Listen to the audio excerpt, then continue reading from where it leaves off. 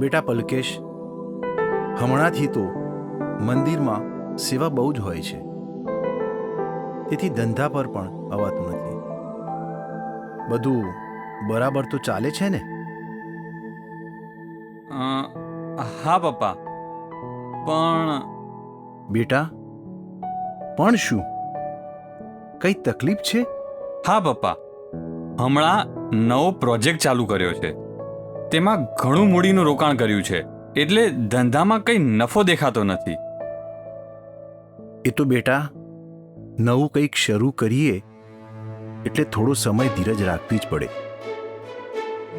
આવા સમયે તારે ઘરમાં કરકસરથી રહેવાનું કહેવું, વધારાના મોજ શોખના ખર્ચા બંધ કરવા, તો આ દિવસો હેમખેમ પાર પડી જશે.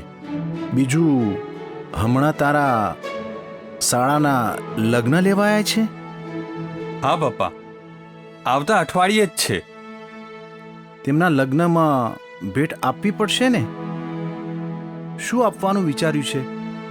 પપ્પા, હજુ કંઈ વિચાર્યું નથી.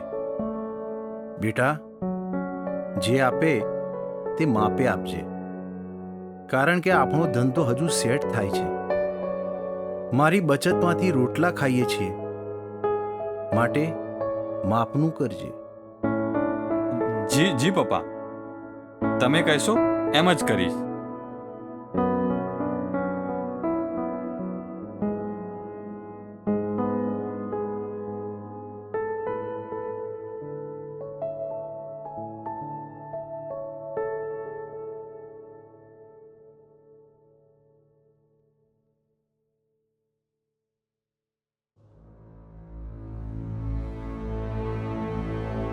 જય સ્વામિનારાયણ પપ્પા, રાજી રહેજો.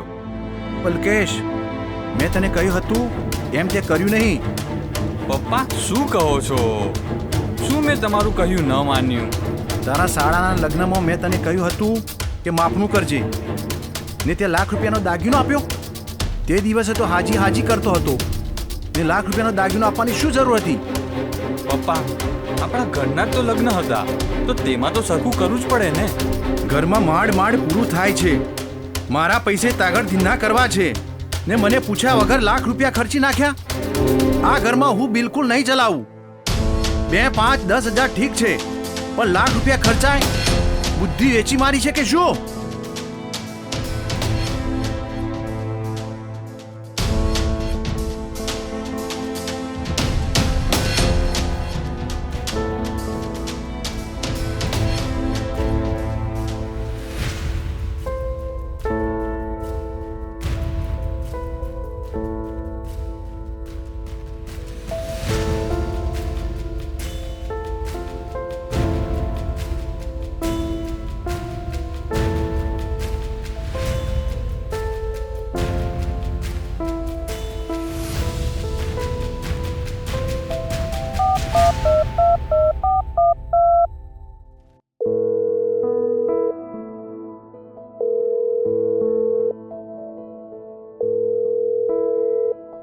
હેલો કાકા, હેલો કાકા, જય સ્વામિનારાયણ. રાજી રહેજો.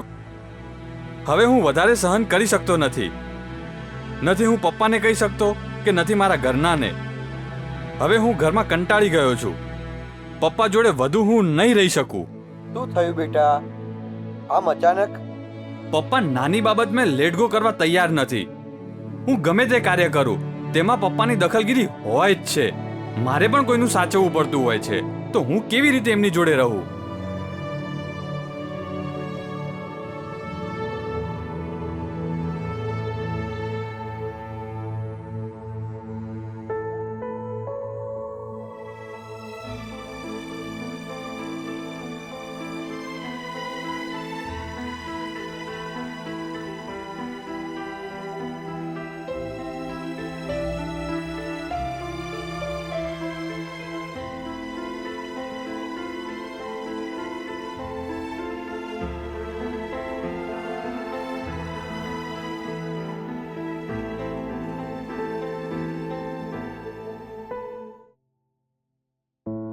બેટા પલકેશ, તારા શાળાને શું ભેટ આપી? પપ્પા, સોનાનો દાગીનો. કેટલામાં પડ્યો?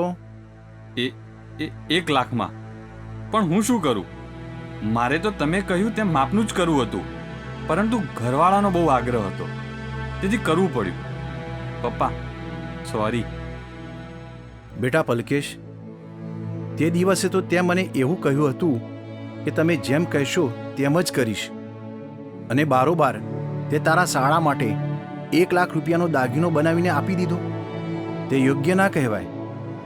બેટા, હંમેશા કોઈ પણ કાર્ય કરીએ તો વડીલોની સલાહ જરૂર લેવી જોઈએ.